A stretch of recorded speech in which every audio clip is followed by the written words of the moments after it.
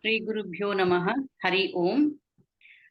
Om Parthaye Pratibodhitam Bhagavatam Narayanena Swayam Vyasena Gratitam Purana Muninam Madhye Mahabharatam Advaitamritavarshinim Bhagavatim Ashtadashadhyayinim Amb Tvam Anusandadhami Bhagavad-gite Bhavadveshinim वसुदेवसुतं देवं कंसचाणूरमर्दनं देवकी परमानन्दं कृष्णं वन्दे जगद्गुरुम्. Hari Om to all. Welcome to Lahari Cultural Learning.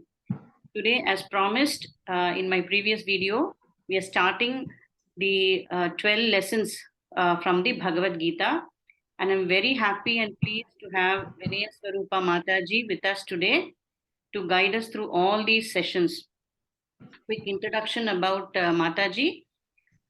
She was born in Jamshedpur with the name of Uma Pandey, and she graduated from the Delhi University.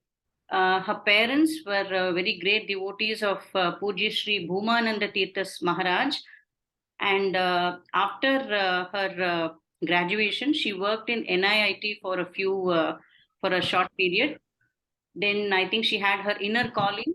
She joined Narayanashrama Tapovanam of Swami Bhumananda and was there with him for 20 years, serving him and learning all the texts from our Vedanta. And after that, she has started having a lot of satsang, inspiring and influencing many youngsters in India and abroad. And I'm extremely thankful to her for giving us the time. She's a very busy person, but in spite of that, she has agreed to do this for us. Thank you, Mathaji. Thank you so much. Hari Om. Yeah. So without wasting too much time, I would like to ask Mathaji, start the session with two basic questions, Mathaji. One thing is, I would like you to bring about, like, what was the circumstance in which the Bhagavad Gita was recited to Arjuna? All of us know the Mahabharata story overall, but for those who don't know, what was the condition of Arjuna when Krishna recited the Bhagavad Gita to him, and how relevant is Bhagavad Gita in today's world? So we will start with these two questions before we actually go into the lessons which we have planned for. Over to you, Mathaji. Okay. Thank you, Vasudha. I compliment you for this initiative. Very good. And especially just after the event that our Gita Press has been, recognized. Correct. So I think the timing wise also it's a good start. Correct. So Bhagavad Gita. First of all, we will try to understand the meaning of Bhagavad Gita. Bhagavad means by God, of God. Bhagavatam is of God. Bhagavad is by God. And Gita means song. Basically, the Sanskrit word is Geetam. But we have accepted Bhagavad Gita as a mother. In Dhyana Shloka, it appears. Ambat Tvam Anusandadhami Bhagavad Gita Bhavadveshinim. So as a mother removes the problems of a child, she always comes to the rescue of the child. The child finds solace in the lap of a mother. In the same manner, for all humankind, Bhagavad Gita is like a mother. Repetitive, like a mother, she keeps repeating the messages.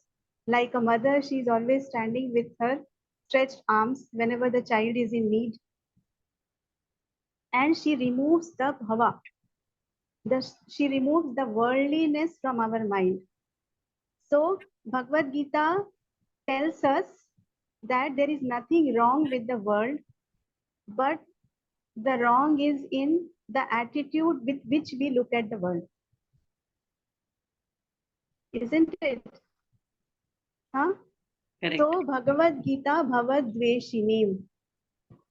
That is why this Gita is there. Mother sings a lullaby to comfort the child. This lullaby was sung by Lord Krishna to Arjuna, and we are all Arjunas in our life, in our respective all field. So this is the Bhagavad Gita, message of Bhagavad Gita.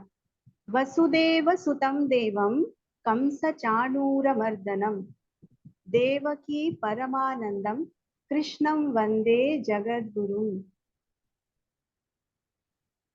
Lord Krishna was the source of delight for Devaki. Devaki param anandam. But Vasudeva sutam devam. He was only the son of Vasudeva. Whether he was a source of delight, we don't know. It has not been mentioned in the shloka. Isn't it?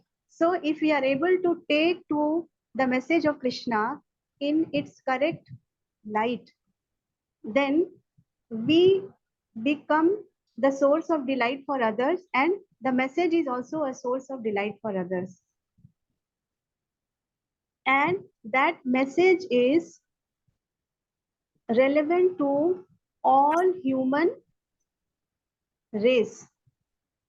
That is why it is called, Krishna is called Jagat Guru. Jagat means what? The whole world. Isn't it? And the world is always changing. The meaning of Jagat is Gachati iti Jagat. That is ever changing. In this ever changing world, the nature of the human problem does not change. So that is why the same Bhagavad Gita that was given to Arjuna as a lullaby is relevant to us also. And it is relevant to the whole mankind. That is why Krishna becomes Jagat Guru. Krishna does not become Jagat Guru because he was very attractive, because he was playing melodious flute. No. Because he was a cowherd boy. No. It is because of his message. He becomes Jagat Guru. So this Jagat includes the whole world, irrespective of your sex, caste, creed, nation, and beyond time also. So we all know in what circumstances the Mahabharata war was to be fought. Pandavas were denied their right by Duryodhana, and Dhritarashtra, who was blind by birth, and his wife, who was physically not blind, but she chose to remain blind. Isn't it? And they could not stop their sons from doing atrocities to Pandavas. Ultimately, Pandavas had to go to forest. They went there, but Arjuna was a Kshatriya. You know, he could not forget this. He wanted to complete the exile, the incognito of 1 year, and he wanted to come back, fight with Duryodhana, win the war, and he wanted to take back his right. And he also wanted to establish dharma and eradicate adharma. He never lost sight of his aim, and that is why he was working for it. He was exercising, he was doing tapas to amass divine weapons. He also did tapas for Lord Shiva, and he received Pashupata Astra from him. That means the preparation for war was going on in full swing. And the time came for that. All of them, including Krishna, wanted to dissuade the war. They wanted to avoid the war. They could not do. Isn't it? So, Dharma Kshetra, Kurukshetra. So in Kurukshetra, the war was to be fought. And Kurukshetra is called Kurukshetra because all the ancestors of Kurus had done tapas in that land. And that land was having that power. So apparently, the war that was being fought, it was not a criminal war. It was not a wrong war. It was a means to attain dharma. It was a means to eradicate adharma. So because of his aim and purpose, and it was being fought on the holy land of Kuru, we call it Dharma Kshetra. Dharma Kshetra. There is also a small story that people talk about. They say that there was a farmer and his wife brings lunch for him to the field, and the farmer is busy making the barricade for the flowing water that was gushing out of the field, and he was not able to stop it. Whatever soil he was keeping, the flow of water was taking it away. So he could not eat. So the dutiful wife says, "You need food. Please have food. I will place our son there to stop the water." So because of this kind of dutifulness, where you don't even care for your own child, isn't it? It is called Dharma Kshetra. If a farmer is farming, if a farmer is doing the farming, if he is doing only for his family, then it was not necessary to place the child. But once you have the duty to the whole nation to provide with food and food grain, then only you rise to the occasion and you are able to take this kind of decision. And this is what makes it a Dharma Kshetra. Isn't it? Correct. So, Dharma Kshetre, Kurukshetre. The war is about to be. Arjuna comes to the battlefield and he has chosen to have Krishna by his side as his charioteer. This is the maximum that he could think of Krishna. And Krishna was not in hurry. He accepted it to be his charioteer. Huh? And when Arjuna enters the war field, what does he say? "Krishna, please place the chariot between the two armies. I want to see with whom I have to fight. Kair maya sah yodhavyam asmin rana samudyame." I want to see who all have come here to fight with me. That means Arjuna was bubbling with overconfidence. And he was so sure of winning the war. Huh? Lord Krishna silently, as if he was waiting for the right opportunity, he takes the chariot and stations it in front of Bhishma Pitamaha and Dronacharya. Looking at the respected teacher and the dearest grandfather, Arjuna started shivering. Emotionally, he started crumbling. Now, the war that he was ready and eager to fight and win, that fighting the war itself became a question mark in his mind. And he started feeling, how do I discharge arrow against my own teacher from whom I have learned archery? And how do I fight with my dear grandfather who has raised me in his lap? He could not manage his confusion because he did not have an answer. 13 years he spent strengthening his army. 13 years he spent to collect weaponry. And he was matchless in his valor and excellence. But in the war field, what did he say? Krishna, my legs are trembling. सीदन्ति मम गात्राणि मुखम च परिशुष्यति वेपथुश्च शरीरे में रोम हर्षश्च जायते. A kshatriya so tall, so stout, so strong, he started shivering. So who is more powerful? The concrete visible body or the invisible abstract mind and emotion? The mind had the power to make the body unstable, isn't it? And he sat in the chariot and he said, Krishna, I will not fight. Isn't it? So all of us are also spending our money, our energy, our time in strengthening our external weaponry,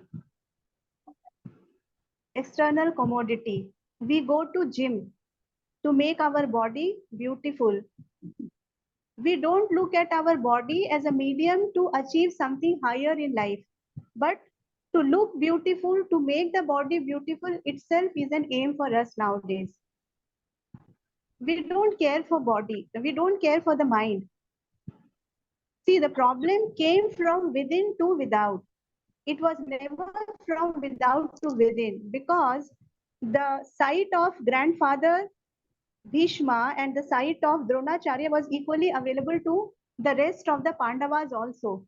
But they did not, rather they could not create any confusion in the minds of Krishna and rest. Why the confusion was there in the mind of Arjuna? Because the seed was there in his mind. So all the problems that we face in our life, it germinates from within us. And the solution also has to be within. Isn't it? Huh? And then he tells Krishna, I am not able to fight. Arjuna also had 5 sense organs, 2 hands, 2 feet,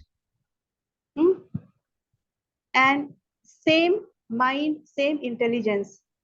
As human beings, do we have something different from Arjuna or Krishna? We don't have. So on what account or on what basis we call us modern? Because the nature of human problem has not changed. Correct. We do face emotional crisis. We do face raga and dvesha. We have a problem of attachment and non-attachment. Dhritarashtra tells in first shloka of the first chapter in Bhagavad Gita, Mamaka Pandavaschaiva Kima Kuruvata Sanjaya. He tells, my children and Pandavas, what are they doing? He could not say what my children are doing. He had to make it separate, because in his mind, it existed as me, mine, and they. Correct. We also suffer from that. So when the problem remains the same, are we going to coin a modern Bhagavad Gita for us? No. The question itself is not relevant. That why Bhagavad Gita is relevant to us. And what was the purpose of Bhagavad Gita message? Tasmat yudhyasva bharata. Tasmat yudhyasva bharata.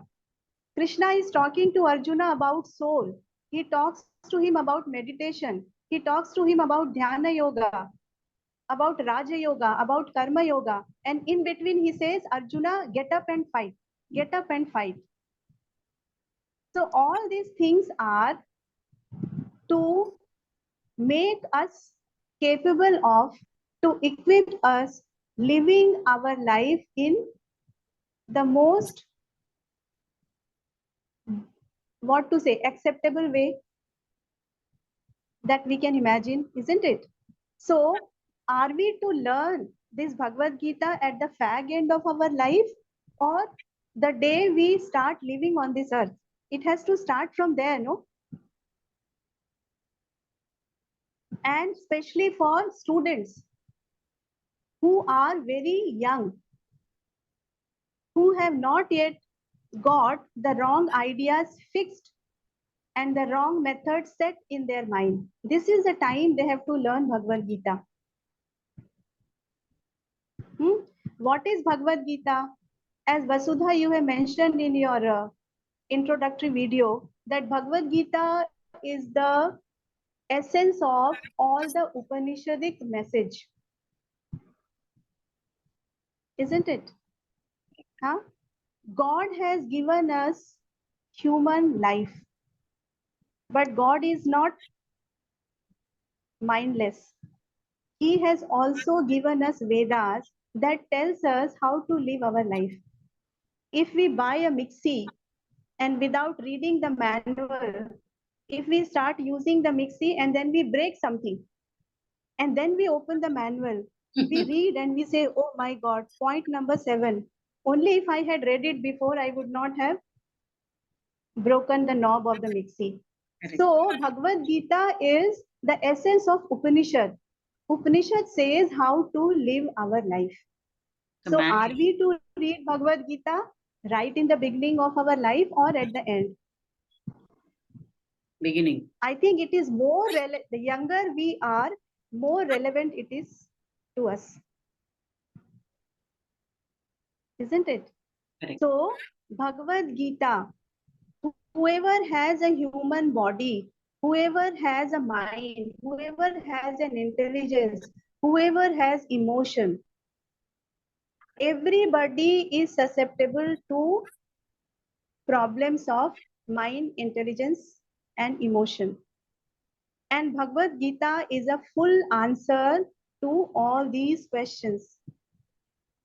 Because when Arjuna was trying to convince Krishna that why he should run away from the war field, he says, Utsanna kula dharmanam manushyanam janardana narake niyatam vaso bhavatityarushruma. Krishna, if I fight the war, all the men of all the families will be dead. And in the absence of men, all the women will go astray. Their Kula Dharma will be destroyed. I will be responsible for it. And I will go to Naraka. It is like I will be responsible for this sin. And for that, I would be rewarded with Naraka. I should not fight the war. I will not fight the war. And what does Lord Krishna say? He says, Akirtin chapi bhutani kathayishyanti te avyayam sambhavitasya cha kirtihi.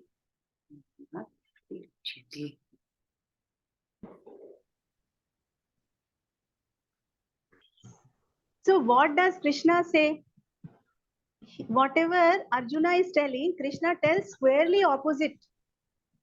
Arjuna is saying, if I fight the war, I will go to hell. Krishna is saying, Akirtin chapi bhutani kathayishyenti te vyayam sambhavitasya cha kirtihi maranat atirichyate. Arjuna, if you don't fight the war, you are going to hell. And not only that, he tells, you must fight. Whether you win or lose, in both cases, you have laddus in your hand. Even if you win the war, you are going to heaven. Even if you lose the war, you are going to heaven. There is no question of hell for you. So running from the responsibility of life is never an answer to anything in life. It will not lead you anywhere. When we are at the fag end of our life, we are free of responsibilities. When we are young, we are about to take the responsibility. When we grow, we are full of responsibilities. That is the time we have to read Bhagavad Gita. Isn't it? Right. Huh? Otherwise, we will break the knob of the mixie. We will break anything irreparably. Damaged, nothing can be done. So, we say modern, we may be modern in our outlook, the way we appear, but internally, necessarily, we are same. We still have likes and dislikes. We have love, hatred. We have feeling of competition, jealousy. Rather, we have more of it, more and more of it. Isn't it? So we need more Bhagavad Gita. So, Bhagavad Gita is the integral part of human life. What is the purpose of life? The purpose of life is to live the life as long as the life is. The first thing is to live the life. So, Bhagavad Gita teaches us how to live the life. It tells us what is life, how to live the life, how to face the challenges of life, how to take decisions in life. It gives us emotional strength. It teaches us how to apply and arrive at intellectual clarity. It teaches us how to take decisions in life. It teaches us how to become doubtless. It also teaches us how to It handle gives us success, Mathaji. how to handle, Success. yes, how to handle success and how to handle failure. We want to welcome success and we want to run away from failure. It teaches us how to handle both of them, rightly said. It gives us inspiration. It wins us respectability.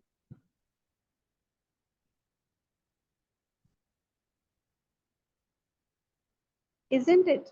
Yes, Mathaji. Self-confidence. Self-confidence. Huh? A kite, when when we play with kite, when we do the kite flying, when the hold of the kite is very much in the hand, it will fly very high.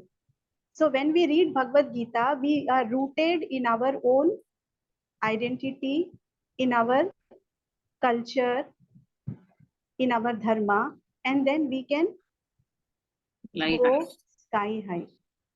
Isn't it? So Bhagavad Gita is the answer to the range of problems, rather all the problems of humanity. Correct. So I think for me at least the takeaway is most of us, most of them think Bhagavad Gita is only for handling problems. But it also teaches you how to handle when you are too successful, when you get success, right? So how to handle that success, that's also is an art. And I think Bhagavad Gita deals with both the dualities of life. Isn't it, Mataji? Yeah. Yeah, Yes, I think Bhagavad Gita teaches us how to live this life and not to run away from this life. correct, correct. That's very well said. I think for today, we will wind up. I mean, we have some idea about the background in which the Bhagavad Gita was taught and how relevant it is for this age, particularly the younger generation, with so many distractions and around us. So, Yeah. going forward in the next session, we will take up the first lesson of the 12 lessons that we have planned, and that will be shaping your own destiny. Okay. So, basically, Mataji will pick up a few shlokas from Bhagavad Gita and dwell on them and tell us what is it that we have to do to shape our own destiny. Is that fine, Mataji? Yes. So I thank think you that so should much, be fine. Mathaji, for your valuable time. So I will meet you in the next session. Before we wind up, just a shloka to end the session. ॐ वसुदेवसुतं देवं कंसचाणूरमर्दनं देवकी परमानन्दं कृष्णं वन्दे जगद्गुरुं श्रीगुरुभ्यो नमः हरिः ॐ सर्वं श्रीकृष्णार्पणमस्तु हरि ओम माताजी Hari Om.